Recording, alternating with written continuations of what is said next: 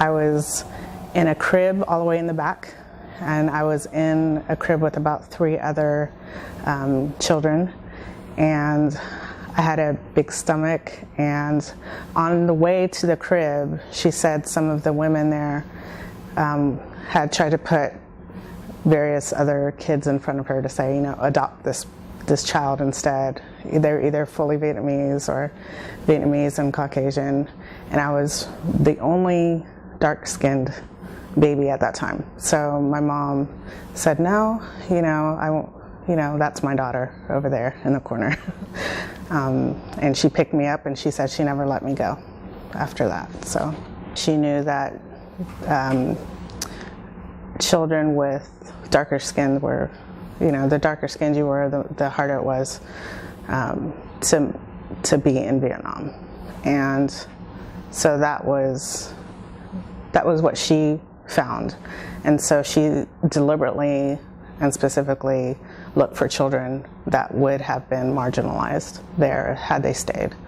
She wanted us to learn French because she felt like that was, at the time, there was no Vietnamese language schools.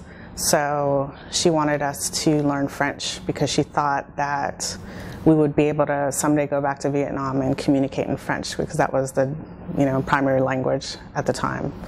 The whole time that I was pregnant, I thought about my mom, both my moms. So my biological mom and then my adopted mom, my mom, who I call my mom.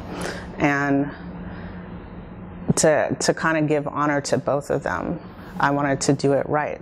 I was also trying to figure out my own identity, and so to have something else in my corner that was mine, that could be shared part of my bloodline, and to start.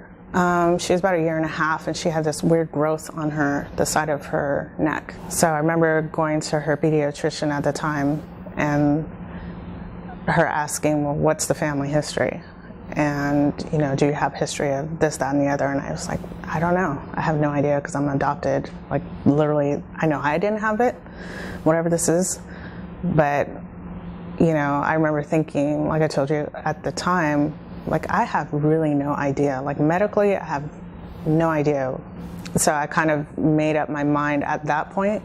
So I was 20, that eventually I was going to find out the answer.